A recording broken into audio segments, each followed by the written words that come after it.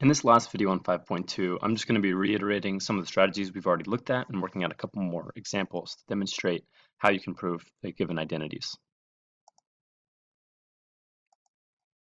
For the first example, I wanted to show you something that would indicate using the difference of squares. If you look at the two sides of our equation on this example, you can see that we have a 1 minus cosine and a 1 plus cosine. Each of those pieces would be one of the factors for breaking down an a squared minus b squared factoring. So if you recognize that that matches the difference of squares, then it's kind of giving you a hint that we need to multiply this fraction on the left by the missing piece, the 1 plus cosine of x. Now don't forget to only work on one side of the equation on these. It's very rare that we will try to perform operations on both sides.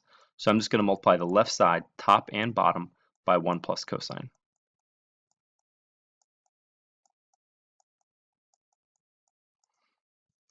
Now in the numerator, I'm going to try to avoid actually distributing this. Usually that's my preference, and then if I get to a point where I can't figure anything else out that I can do, then I go through and I try to distribute if necessary. But one of the reasons I don't want to distribute is because I see that that will give me a 1 plus cosine in the numerator, and that's one of the pieces of the target answer. The stuff that I have on the right-hand side is going to have a 1 plus cosine, so I don't want to mess that up in any way. I'm going to be more interested with finding a way to cancel out that sign, because I do not see a sign in the numerator of the right-hand side. Now on this piece, I am going to go ahead and distribute this. So the 1 plus cosine times 1 minus cosine, make sure you're thinking of that as a binomial times a binomial, so you actually need to distribute it out. But we already talked about how that's the difference of squares, so when you multiply them together, you'll just get the a squared minus b squared part.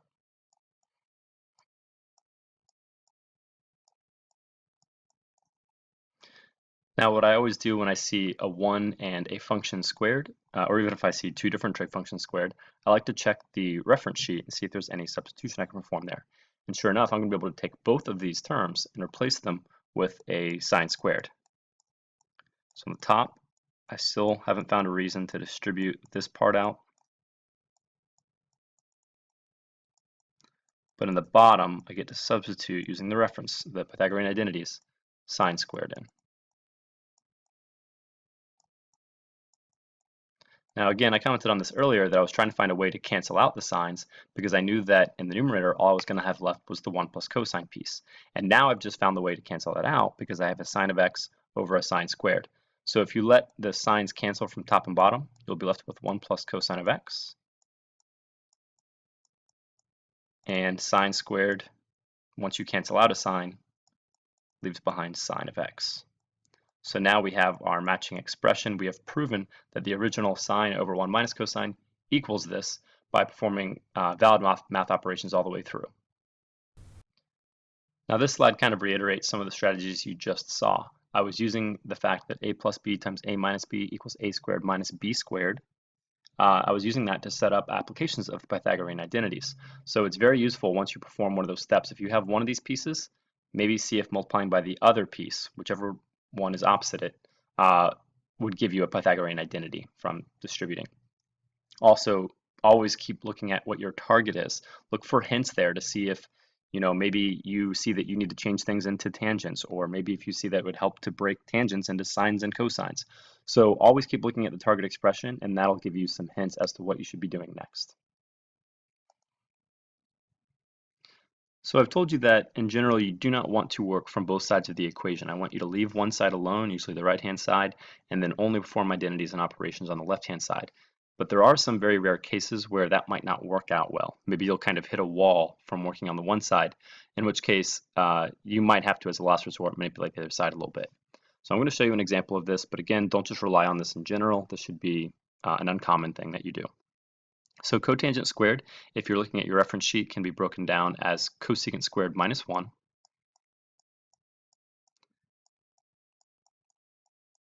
And usually I don't like taking one term, cotangent squared, and breaking it into two terms.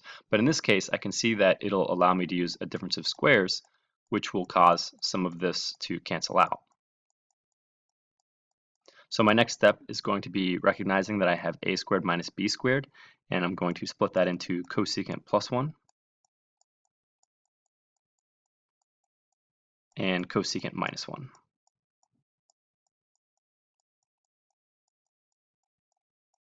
Now addition is commutative, so in the denominator I can of course just switch that order to make it cosecant of x plus 1 instead of 1 plus cosecant. And that way I have my two pieces that match perfectly for them to cancel out. But now I've gotten to a point where all I have is cosecant of x minus 1, and I don't see any identities or any operations I can perform on this. There's no factoring, breaking into sines and cosines doesn't seem to help. There's just not much here for me to work with. So in this case, I'm going to try to manipulate a little bit of the information we have on the right-hand side. In particular, I notice that I've got things in terms of cosecants, but I don't have any cosecants or anything over here.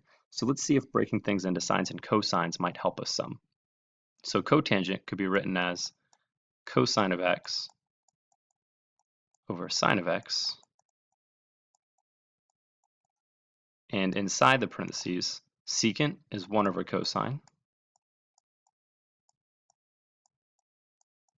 and tangent is sine over cosine.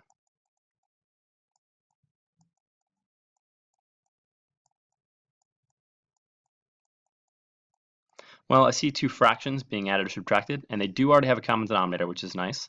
So let's go ahead and combine them into one fraction.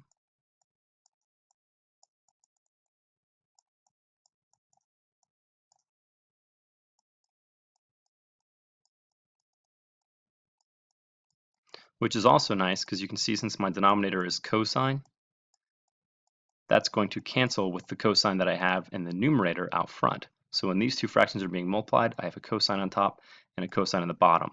Now be careful, you can't do that with the sines because this is not just one term. There's the 1 minus sine of x, which means I can't just cancel the sines out. You can only do it when you just have the one term over the one term. So at this point, I'm going to still multiply this across and treat this as 1 over sine minus sine over sine. But I'm going to split that up as two different fractions. So I will have 1 over sine of x.